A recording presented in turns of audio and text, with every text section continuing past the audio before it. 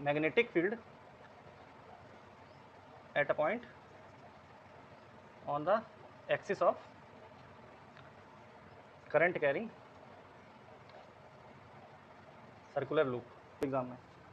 तो एक आपको सर्कुलर लूप लेना है, सर्कुलर डिस्क या फिर सर्कुलर लूप समझते हो, एक गोल गोल रिंग टाइप की सर्कुलर, जिसकी शेप क्या है सर्कुलर है, और उसको ऐसे ऐसे सपोज रखा हुआ है मैंने, ये परपेंडिकुलर टू द पेपर रखा हुआ है, ऐसे परपेंडिकुलरली रखा हुआ है कुछ ऐसे, ठीक है, कुछ ऐसे रखा हुआ, समझे, ऐसे। तो उसको बनाओगे कैसे, ऐसे ही तो बनाओगे, ठीक है। इसमें करंट मैंने कर लिया था क्लॉकवाइज, सॉरी एंटी क्लॉकवाइज, आज मैं क्लॉकवाइज लेके भी बता दे रहा हूँ। तो करंट सपोज क्लॉकवाइज ऐसे फ्लो कर रहा है, कोई भी फर्क नहीं पड़ेगा, मैं फिर बोल रहा हूँ, और इससे उसको रिलेशन भी करके बता दूंगा। ये आपका क्या है, सेंटर है, यहाँ पे मैंने करंट एलिमेंट माना था, सपोज यहाँ पे कोई करंट एलिमेंट है, इससे इसमें ये क्या रिप्रेजेंट कर रहा होगा, करंट की डायरेक्शन रिप्रेजेंट कर रहा होगा, सपोज आई करंट की डायरेक्शन रिप्रेजेंट कर रहा है ये डीएल वेक्टर, ठीक है। सपोज इसका रेडियस कितना है सर्कुलर का, हमने ए माना था ना, suppose A is the radius of this circular loop, इतना तो समझ गए होगे कल। फिर हमने माना था ये एक्सिस पॉइंट, एक्सिस पॉइंट का मतलब सेंटर से पास होती हुई जो लाइन गई जाती है सर्कुलर लूप से, वही उसी को क्या बोलते हैं, एक्सिस बोलते हैं। सपोज ये एक्सिस है और ओ क्या है, सेंटर है इसका, सेंटर से डिस्टेंस कितनी है, आ जाओ, सेंटर से डिस्टेंस कितनी है, मान लेते हैं पी पॉइंट की, पी पॉइंट पे मुझे मैग्नेटिक फील्ड पता करनी है, ओ से पी की डिस्टेंस कितनी है, एक्स है, ठीक है। अब ये करंट जो है किस तरफ जा रहा होगा, ये डीएल वेक्टर जो करंट की डायरेक्शन रिप्रेजेंट कर रहा हो किस तरफ जा रहा होगा, करंट अंदर की तरफ जा रहा होगा, ठीक है। और कल हमने जो करंट लिया था वो किस तरफ डायरेक्शन बता रहा था, बाहर की तरफ, समझे फर्क, समझे। कोई ऐसे कोई आपका छल्ला रखा हुआ है, कोई रिंग सर्कुलर लूप रखा हुआ है, अगर क्लॉकवाइज कर एंटी क्लॉकवाइज करंट आएगा तो तुम्हारी तरफ आ रहा होगा डीएल वेक्टर पे, और अगर क्लॉकवाइज करंट लोगे तो अंदर की तरफ जा रहा होगा, समझ गए। अच्छा, इस डीएल वेक्टर से पी पॉइंट की डिस्टेंस जो है वो कितनी है, आर वेक्टर है, position vector of P relative to DL vector हमने क्या लिया था, आर वेक्टर लिया था। आर वेक्टर का मैग्नीट्यूड कितना है, आर है, इतना तो सब कल समझ गए थे। अब इस डीएल वेक्टर की वजह से इस पी पॉइंट पे मैग्नेटिक फील्ड लग रही होगी। अच्छा, डीएल वेक्टर और आर वेक्टर में एंगल कितना था, 90 डिग्री, देखो कल बताया था ना, कल ये तो समझ गए थे ना, डीएल वेक्टर कुछ ऐसे होगा, आर वेक्टर कुछ ऐसे होगा, समझे, अंदर की तरफ करंट जा रहा है, तो ये एंगल, ये सामने से एंगल कितना दिख रहा है, देखो 90 डिग्री तो है, तो डीएल वेक्टर और आर वेक्टर के बीच में एंगल कितना है, 90 डिग्री है, याद रखना है बात, ठीक है। अब हम बता रहे हैं डायरेक्शन कैसे निकालनी है, तो अपने राइट हैंड को रखो करंट की डायरेक्शन में, करंट किस तरफ, अंदर की तरफ जा रहा है, तो अंदर की तरफ मैंने करंट किया, और पी की डायरेक्शन में ले जाओ, पी की तरफ, ठीक है, अंदर की तरफ करंट जा रहा है, तो मैंने थंब किस तरफ रखा है, अंदर की तरफ, कल मैंने बाहर की तरफ रखा था, बस उसमें क्या था, हमें उधर जाना पड़ेगा, क्लॉकवाइज में क्या है, आसानी है मुझे, ठीक है। तो अंदर की तरफ करंट लिया, और पी पॉइंट पे किस तरफ मैग्नेटिक फील्ड आ रही है, देखो इस तरफ आ रही है कि नहीं, और वो कल का किस जा रही थी, जस्ट अपोजिट डायरेक्शन में जा रही थी, समझ गए। तो कोई भी फर्क नहीं पड़ने वाला, बात उतनी रहेगी। तो इसमें मैग्नेटिक फील्ड कितनी है, किस तरफ आ रही होगी, नीचे की साइड आ रही होगी, डी बी वैक्टर। और यही मैं अगर कहते हैं क्लॉकवाइज ले लूँ, सॉरी एंटी क्लॉकवाइज ले लूँ, तो किस तरफ जाएगा, मैग्नेटिक फील्ड किस तरफ है, बाहर की तरफ आ रही है, ऐसे समझो मैग्नेटिक फील्ड बाहर की तरफ आ रही है, मैं पी पॉइंट पे जा रहा हूँ तो इस तरफ आ रहा है, ऊपर की तरफ, थोड़ा हाथ करने में दिक्कत हो रही है, लेकिन समझ सकते हो दोनों तरीके से। अगर मैं डायरेक्शन रिवर्स कर देता हूँ तो मैग्नेटिक फील्ड की डायरेक्शन भी रिवर्स हो जाती है कि नहीं, जैसे हमने, अगर मैं क्लॉकवाइज करंट फ्लो करवाऊँ, सॉरी ऊपर डायरेक्शन में करंट फ्लो करवाऊँ, तो किस तरफ मैग्नेटिक फील्ड की डायरेक्शन होती है, एंटी क्लॉकवाइज। नीचे फ्लो करवाऊँ तो क्या होगी, क्लॉकवाइज हो जाएगी कि नहीं। कहने का ये मतलब है, ऑस्टेड ने भी यही बताया था, करंट की डायरेक्शन अगर आप रिवर्स करते हैं तो मैग्नेटिक फील्ड भी रिवर्स, जस्ट रिवर्स हो जाएगी। अगर ऊपर जा रही तो नीचे जाने लगेगी, इधर जा रही तो ऐसे जाने लगेगी, इधर जा रही तो ऐसे जाने लगेगी, अगर डायरेक्शन करंट की रिवर्स कर दी जाए। फिर से देखो, करंट अंदर जा रहा है, मुझे पी पॉइंट पे निकालना है, तो अपने राइट हैंड को करंट के थंब को करंट की डायरेक्शन में ओरिएंट कर लो, और फिर पी पॉइंट पे ले जाओ।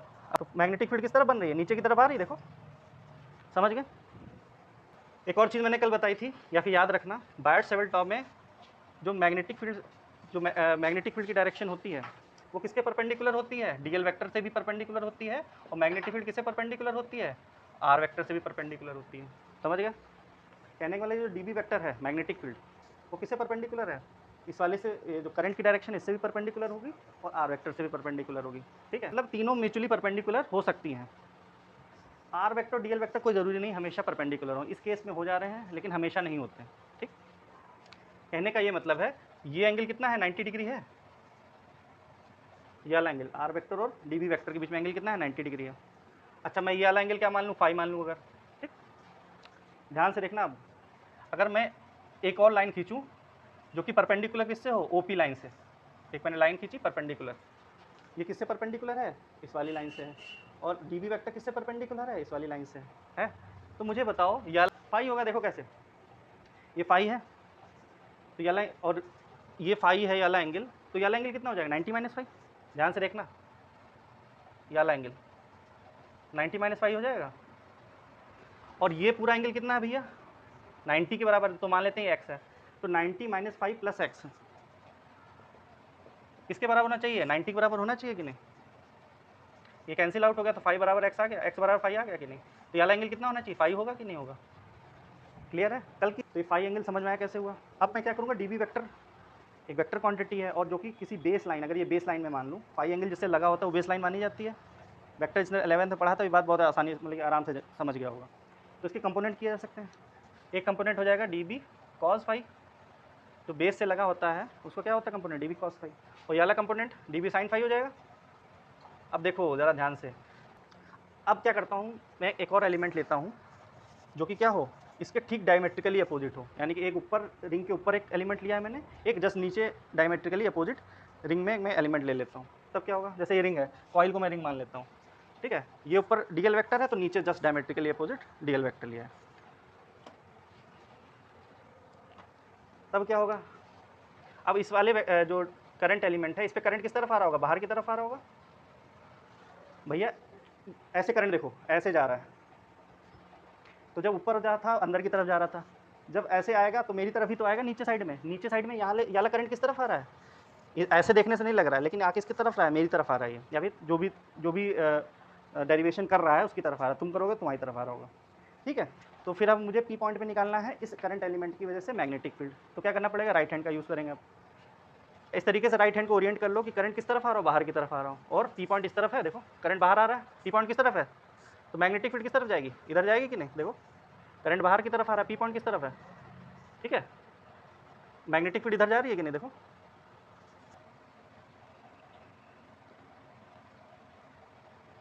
क्लियर है इतनी बात। अच्छा यहाँ से आर वेक्टर भी बना देता हूँ मैं, यहाँ से भी आर वेक्टर होगा, एक ये जो आपका इससे जो दूरी है या फिर इसका इस पर्टिकुलर पॉइंट का पी का जो पोजीशन वेक्टर है इस करंट एलिमेंट से वो आर वेक्टर है। अब एंगल कितना है, ये जो डी वी वेक्टर है वो इस वाली लाइन से क्या है 90 डिग्री पे होगा, जो ऊपर केस किया था वही नीचे बात होगी, तो ये एंगल कितना हो जाएगा, ये वाला एंगल फाइव हो जाएगा। फिर कंपोनेंट कर लो, तो ये वाला कंपोनेंट क्या हो जाएगा डी बी कॉस फाइव, और ये वाला कंपोनेंट क्या हो जाएगा डी बी साइन फाइव, ठीक क्लियर है। अब हम बात करते हैं डी बी वेक्टर की, हमने डायरेक्शन तो निकाल ली, सब कुछ कर लिया, अब डी बी वेक्टर है कितना ये भी तो पता कर लें। तो डी बी की वैल्यू कितनी होगी भाई, डी बी के मैग्नीट्यूड की बात कर रहा हूँ, तो Biot Savart law, by Biot Savart law, जो magnetic field small current element की वजह से कितनी होती है, mu naught upon 4 pi I D L sine theta upon R square होती है। साइन थीटा की वैल्यू कितनी 90 डिग्री, थीटा बेसिकली किसके बीच में एंगल होता है, करंट एलिमेंट और आर वेक्टर के बीच में एंगल होता है, जो कि कितना है 90 डिग्री है। कैसे है बता चुका हूँ, करंट ऐसे जा रहा है और जो आर है ऐसे है, तो सामने वाला एंगल देखो 90 डिग्री है कि नहीं है। तो थीटा 90 डिग्री रखो तो डी बी की वैल्यू कितनी हो जाएगी, mu naught upon 4 pi I D L upon R square हो जाएगी ना। अच्छा अब देखो ध्यान से देखो मेरी बात, अब मैं डी एल वेक्टर और डी एल वेक्टर दो डायमेट्रिकली अपोजिट थे करंट एलिमेंट्स, जिनमें डी बी कॉस थीटा और D B cos five, sorry D B cos five और डी बी कॉस फाइव एक दूसरे कैंसिल आउट कर रहे थे, एक ऊपर जा रहा है एक नीचे जा रहा है, और उसका डी बी साइन फाइव वाला कंपोनेंट एक तरफ है। ऐसे ही मैं जितने भी डायमेट्रिकली अपोजिट टुकड़े लूँगा उनका क्या होगा, कॉस फाइव वाला कंपोनेंट एक दूसरे को क्या कर रहा होगा, हमेशा कैंसिल आउट कर रहा होगा, क्योंकि ऐसे तो बताया नहीं, पीछे देखो ऐसे रिंग है तो पीछे वाला जो एलिमेंट होगा इधर सामने वाला एलिमेंट उसका भी यही केस हो रहा होगा, कॉस फाइव वाला कंपोनेंट कैंसिल आउट ही हो रहा होगा, और साइन फाइव वाला इस वाली एक्सिस की तरफ ही होगा हमेशा। ये अपना घर पे खाली टाइम में कर सकते हो, ये अगर इमेजिनेशन बढ़ानी है घर पे करना बैठ के, हाथ ऐसे से करना, देखना कहाँ आ रहा है साइन फाइव वाला कंपोनेंट, देखना एक्सिस पे ही आ रहा होगा, और कॉस फाइव वाला कैंसिल आउट कर रहा होगा, समझ लो। हो सकता है कॉस फाइव वाला ऐसे जा रहा हो, दूसरा कॉस फाइव ऐसे आ रहा हो, तो कैंसिल आउट हो जाएगा, साइन फाइव वाला हमेशा एक्सिस पे ही आ रहा होगा, ठीक है। जितने भी डायमेट्रिकली अपोजिट मैं लूँगा उसका सबका डी बी कॉस फाइव वाला ही कंपोनेंट एक तरफ होगा, बाकी डी बी कॉस फाइव सब कुछ कैंसिल आउट हो रहे होंगे, डी बी कॉस फाइव वाले कंपोनेंट कैंसिल आउट हो रहे हैं। तो नेट रिजल्टेंट जो मैग्नेटिक फील्ड है वो क्या हो जाएगी, पी पॉइंट पे डी बी साइन फाइव का इंटीग्रेशन हो जाएगी कि नहीं, क्योंकि सभी डायमेट्रिकली अपोजिट कंपोनेंट से मुझे डी बी साइन फाइव ही के कंपोनेंट मिलना है, बाकी कॉस फाइव का कुछ रोल ही नहीं क्योंकि कैंसिल आउट हो जा रहा है। तो net magnetic field P point पे क्या होगी, integration of D B sine five हो जाएगी, समझ गए, because all the cos phi components of the diametrically opposite elements will cancel out by each other, and only the sin phi component will be along the direction of axis of the current loop या फिर circular loop. समझ गए? केवल और केवल sine phi वाले ही component होंगे. इतनी बात समझ गए होगा ना? तो नेट टोटल मैग्नेटिक फील्ड क्या हो जाएगी? मैं बाकी थ्योरी लिखवा दूंगा. टोटल मैग्नेटिक फील्ड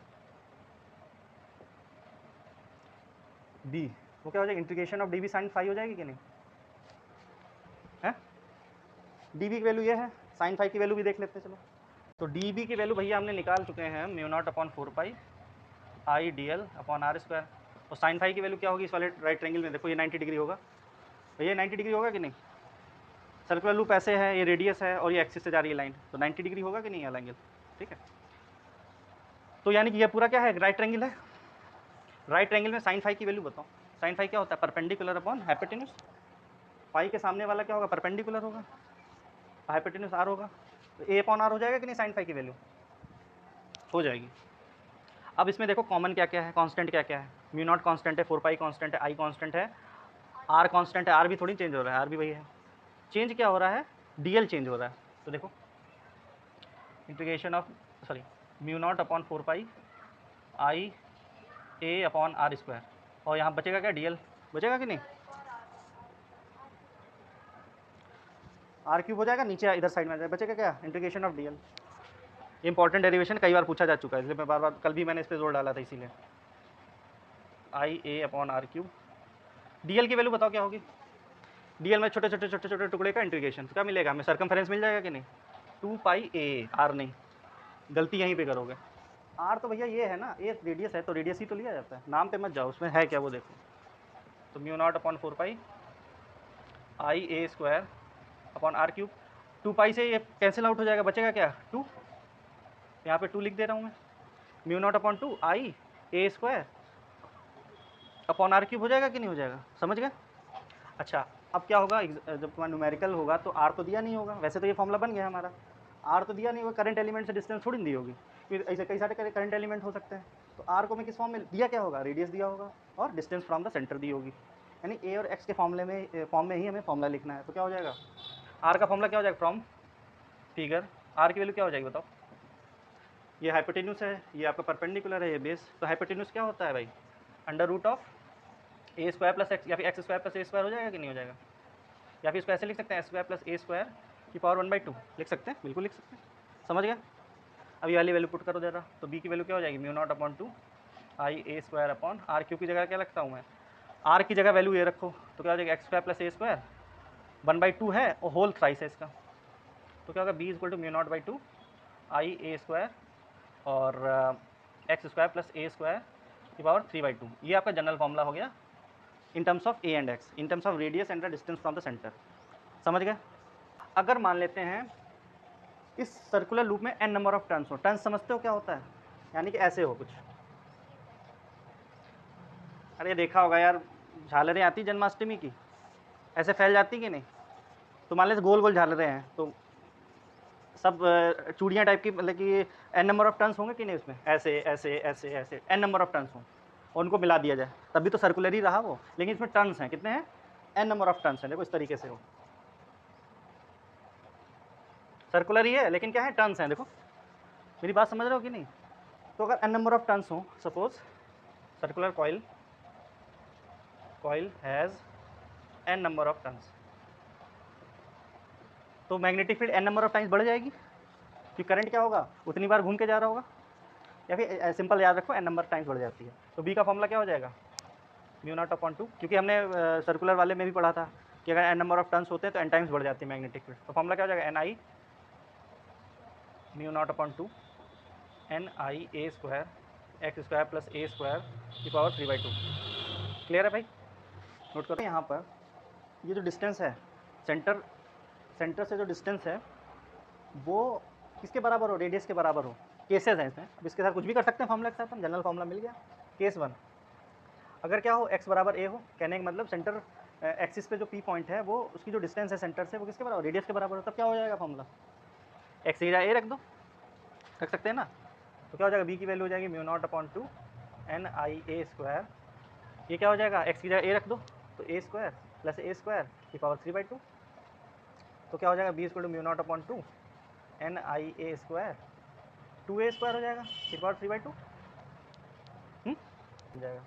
जो भी कंडीशन दी हो आप उससे फॉर्मूला बना सकते हो। और क्या क्या केसेस हो सकते हैं,